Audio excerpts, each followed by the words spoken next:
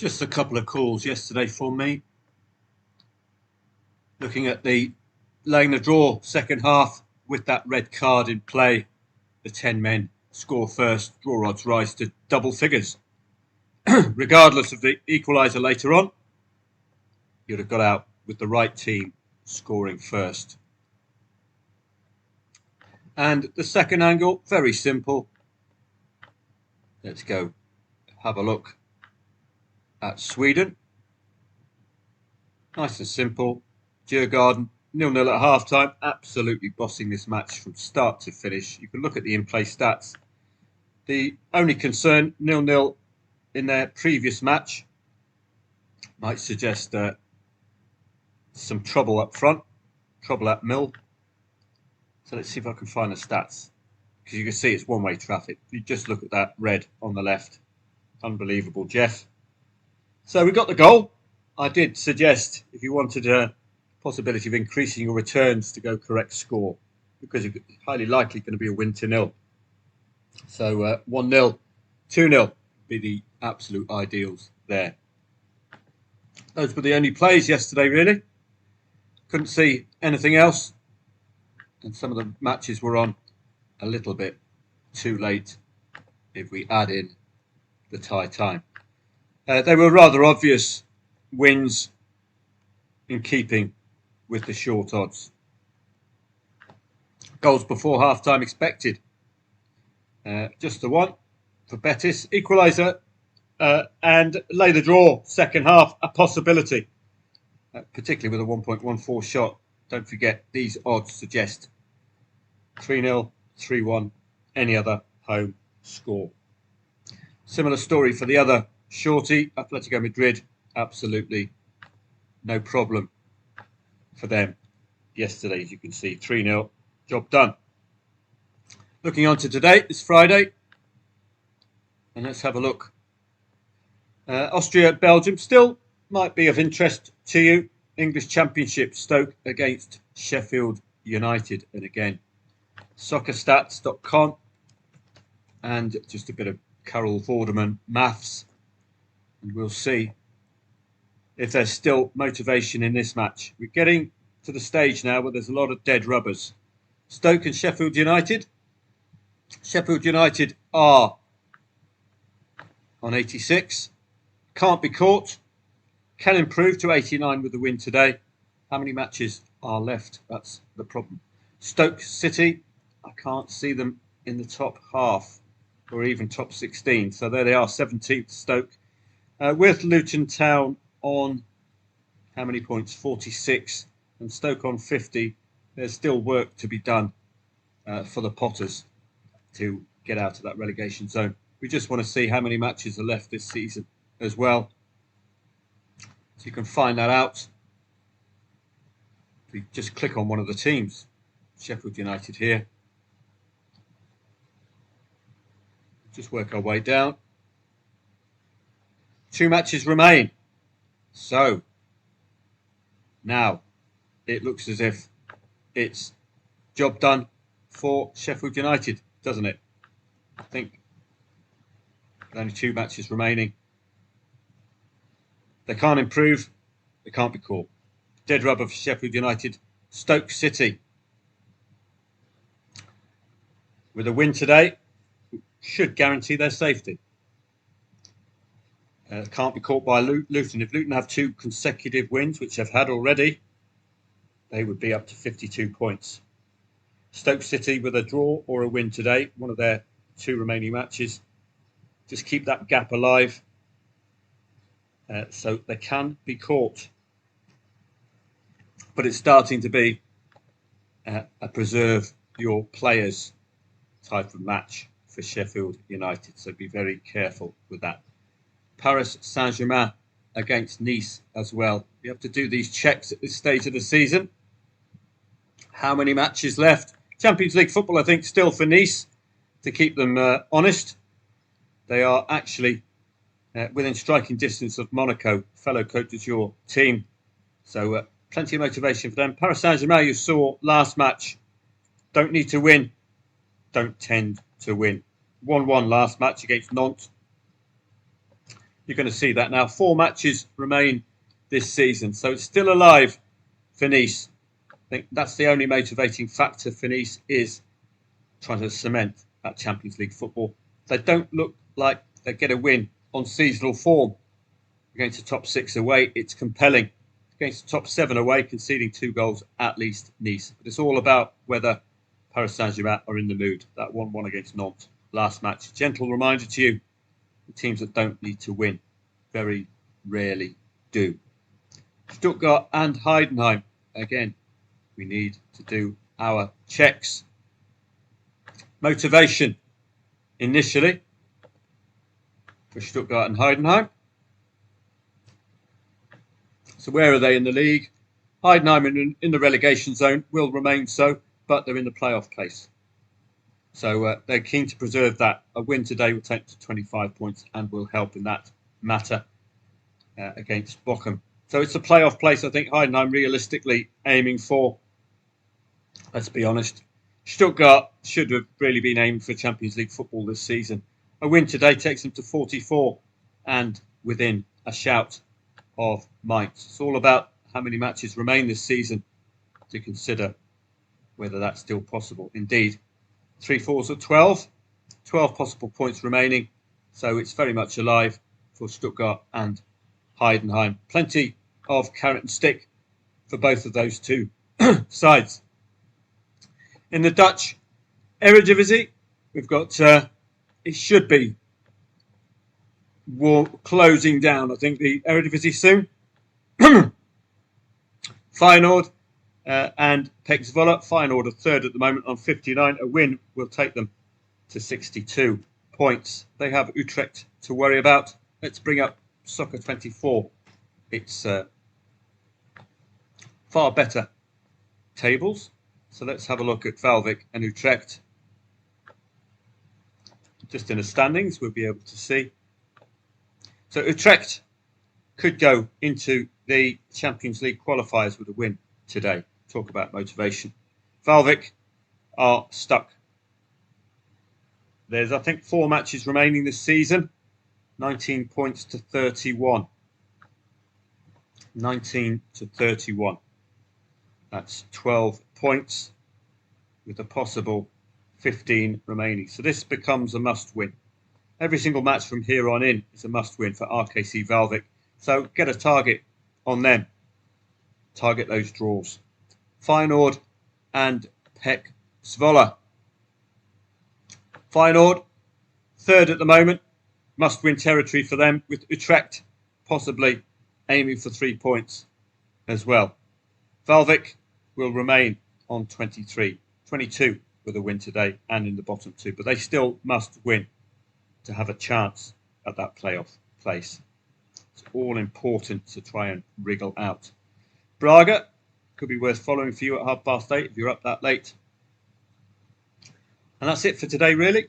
Yeah, disappointed with the results day off for me. and with the performance as well. So I will be taking a day off. We never got busy the day consistency tomorrow and a busy day in many areas French to League completely 2 dominate the game as well. So it's brewing up rather nicely today. Don't forget the Irish Premier Division, Irish First Division as well. Let's have a look at the standings in French League 2. It's busy, busy, busy. How many fixtures remain? I'm not too sure. We need to know that first. 1, 2, 3. 3 matches remain in French League 2. So it's a possible 9 points. So the important point for Lorient is Dunkirk. So we've got a 11-point gap there with, I think, 12 matches remaining. So that's okay. French League 2, plenty going on, particularly at the bottom as well, with Martigues within striking distance. Red Star getting safer, only the 2 places, but I think there's a relegation playoff place as well. Indeed, Martigues are in that one. With a win, we'll go to 35 and stay in that place. 34, sorry. So up at the top, these are the teams you want to be focusing on. Laval, Nancy, Bastia. Arguably Grenoble and Amiens because this is an exit out of this league. 48 is the target. Gwyncamp must also keep the wins going because this lot are just waiting for a slip up. So it's a fascinating day. French Ligue 1, French Ligue 2. Nearly a full complement in Italian Serie B as well. So we'll use soccerstats.com to go to Italian Serie B. Just want to check the amount of matches left. They're all uniform on 33, so just click on one team. Should be 3 matches remaining. Nope, 5. So that's a possible 15 points. We can go to work now. Check that out. 15 points is available. So this is how the standings look. Sassuolo are up. So watch out when Sassuolo are playing, particularly when they're playing a team who don't need points. Dead rubber territory for Sassuolo here on in. Pisa have got a nice gap of 7 points between themselves and Spezia. With 12 points available, it's nearly job done for Pisa with that automatic promotion spot. Spezia and Cremonese, you expect them to keep aiming for wins with that automatic promotion. Far more appealing. Juve, Stabia, Catanzaro, Palermo and Bari all have the other playoff places, but watch out for Cesena, Modena, Cadarese, Frosinone, Mantova. Possible tilt at the playoffs. And they're also Mantova, Frosinone, possible tilt at relegation. So these bang smack in the middle of the carrot and the stick. You're going to be laying those draws, aren't you? And at the bottom, it's really sad to see Sampdoria here. David Platt used to play for them. A win today, though, take them up to 38 points and with a chance of going into Europe. So that's weird. Cittadella must look for the win. Salernitana with the win will go into the playoff place or could even go out. So Salernitana, Cittadella, Sampdoria, Reggiana must win. Cosenza must aim for 30 plus points and look themselves at the playoff. So it's very, very busy in Italian Serie B today. And it's afternoon kickoffs. Well, I might be about 2 p.m. plus 7. That's 9 p.m. in Thailand. So I might just give them a cautionary inspection for you. Those are the major leagues. So it's a nice busy Friday, particularly with the secondary tiers. And I'd like the secondary tiers because those playoffs for promotion, really big carrots. Let's do some retrospective tennis trading from yesterday. Just have a quick amble through. Look at particularly at the short odds, losing the first set. Bang. Straight back with a win in the second. Goffin and Muller retired. David Goffin retiring there. Kai Nishikori back. His old sick note. Darren Anderton of tennis. Wouldn't be trusting him. Too many wrist problems. Bergs and Diallo. This looks could be a possible injury concern. 50th against 78th and absolutely tonked. This is the problem. Sometimes some of the information is not readily available and is only being kept secret by the player themselves as far as injury is concerned. I don't know why they're trying to get me fit all of a sudden. I'm just trying to get back to Thursday. There we go. So we got as far, I think, as Diallo. That's got a suggestion of injury about it. And again, we've got another odds on, but we've got a good fight second set. Did we have an actual break of serve for Sonego second set in order to get himself out of jail? Sorry, for Kekmanovic. So set 2, Kekmanovic, 2-1 up, 3-2 up, on serve, no break at all. And we went to a tiebreaker. And you'd have been a bit stuck had you backed him. Losing that would have knocked the stuffing out of him, but he got back. But never really ahead at any stage, Kekmanovic, in that second set. So I don't think you would have wriggled yourself out of a winning trade there. Difficult for him to get ahead. And this is going to be some of the problems. Some of these aren't going to deliver. It's all picking the right match or the right entry point. That's the important thing. For me, I would like a set down and a breakdown and then get involved. Because then you've got that pressure, haven't you? They have to start winning. Cameron Norrie playing a Spaniard in Spain. So no wonder Landaluce won the first set, but Cameron Norrie fought back. That's exactly the scenario you'd like to see. Local hero performing in front of home support, but then form lines are returned. We've got another surprise with Jarry against Altmaier, German. So a few of these are picking up some losses for these odds-ons. But this was more like that one as well, Sonego, yeah. So we're working our way down. Entry point is key. And in the ladies' game, well, any odds-ons struggling. We're nearly for Kalinskaya in the first set. 1.2, so that's what you expect. So we had a few aberrations. Yes, they've got an aberration initially with Iala winning the first set against Iga Swiatek, a perennial world number 2, I think, in the top 2 at least in the world. Another one, Sevastova against Ostapenko. They look to be from the same country, and I would be very cautious when you take on underdogs when they're playing fellow country women, because they'll know each other a lot more familiar. And as you can see there, Sevastova winning the first set and Ostapenko just not getting in the second. So have a great day today. You won't be hearing from me today. You will be hearing from this Thai lady trying to sell her mangoes in the background. I can get you some if you want. She's on her way. So you probably won't be hearing from me today, although I might make an entrance at 2 p.m.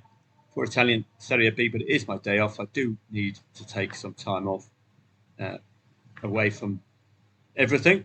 Premier League tomorrow, Championship, League One, League Two. It's going to be as usual, as busy as usual. We need to know how many matches are left this season and who needs what and when, and to only focus on matches with extreme need. We've been doing that quite well with the likes of Middlesbrough, picking up late wins, etc.